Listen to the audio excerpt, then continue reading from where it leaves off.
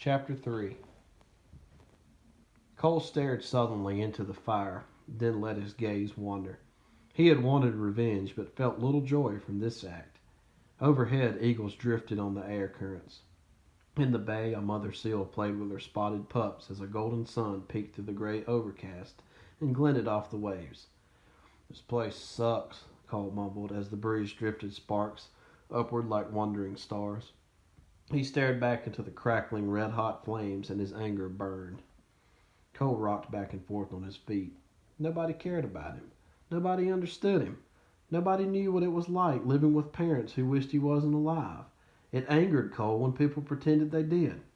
His parole officer was one of those people. Once Garvey had shown up at the detention center on his day off wearing cutoffs and a t-shirt.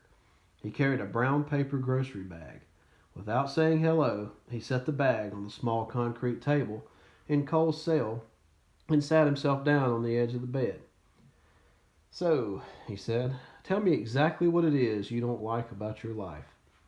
"Any moron can figure that out," Cole grumped, turning his back on Garvey.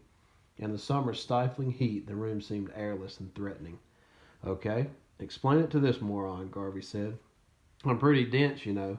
Your police file makes for pretty dull reading." Not wanting to sit anywhere near Garvey, Cole slouched on the floor against the wall. "You don't get it, do you? My parents are divorced and don't give a rat if I live or die. All they care about is themselves. Nobody cares about me. All my life I've been dumped on." "A lot of people can say that," Garvey said. "Be more specific." "Be more specific," Cole mimicked. "Last year I went out for wrestling. I had to beg my parents to come watch me. It was like they were ashamed of me." "Did they ever come to see you?" "Yeah, after I got mad enough, and then I lost. You'd have thought I lost on purpose the way Dad acted." When Garvey didn't answer, Cole said, "So, have you heard enough?" "I'm still listening." Cole didn't know why he was spilling his guts out to Garvey, but he fought back tears as he continued. "All my parents do is drink. They hate me. Do you know what it's like, waking up every morning knowing you're not good enough? There are only two things wrong with me. Everything I do and everything I say. They'll never be happy until I'm dead." After an awkward silence, Garvey eyed Cole. He spoke quietly.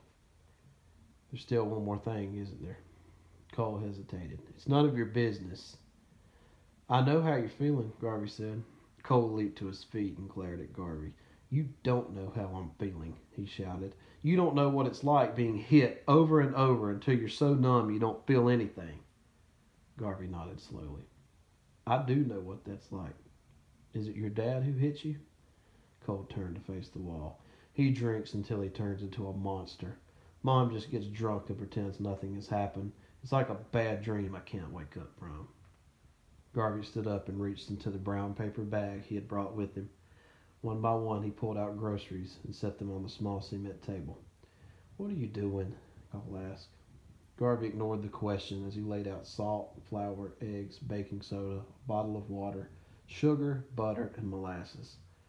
Cole wiped sweat from his forehead. The stuffy room felt like a furnace. "Okay," said Garvey, finishing. "Taste everything on the table." "No way," Cole grumped. "I'm not eating that crap." "You surprise me," Garvey said. "You're actually afraid of a little bad taste." "I'm not afraid of anything," Cole boasted, standing and approaching the table.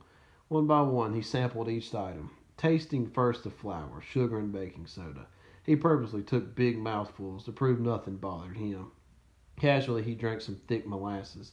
He stared straight at Garvey as he bit off a chunk of butter and swallowed it. When he came to the eggs, he picked one up, tilted his head back, and broke it raw into his mouth. He downed it with a single swallow. He finished by shaking salt directly into his mouth.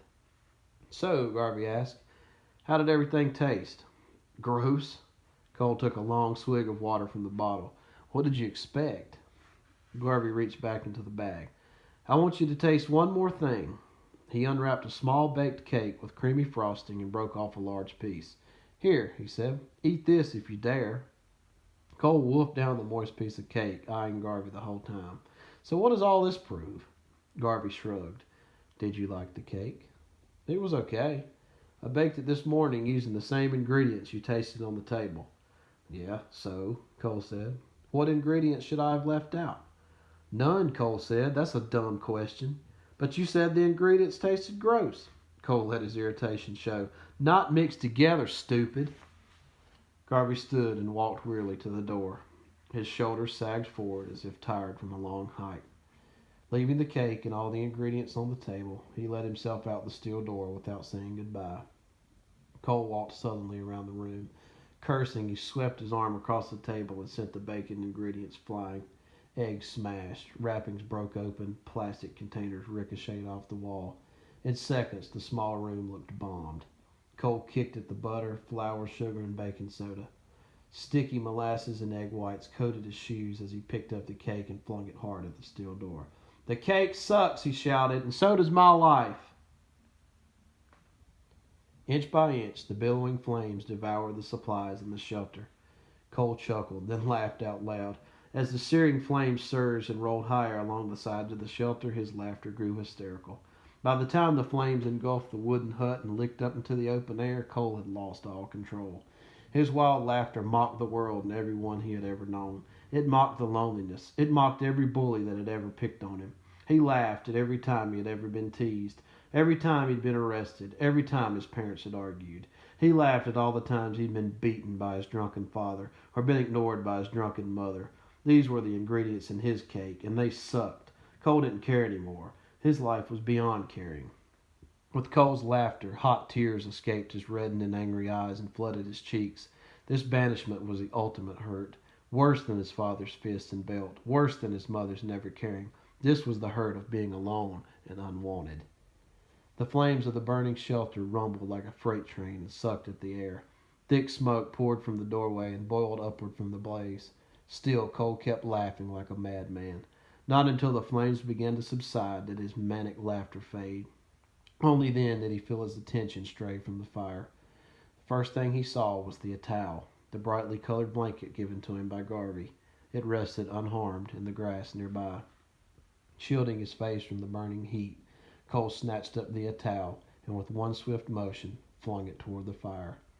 In the same motion, he turned away from the flames and ran towards the shoreline. No one in the healing circle had known how strongly he could swim, not even Garvey. The only person who knew was his father.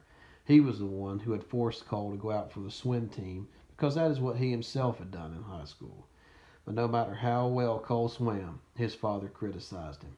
"You swim like you have lead up your butt," he'd scream as Cole swam, if he managed to show up at all.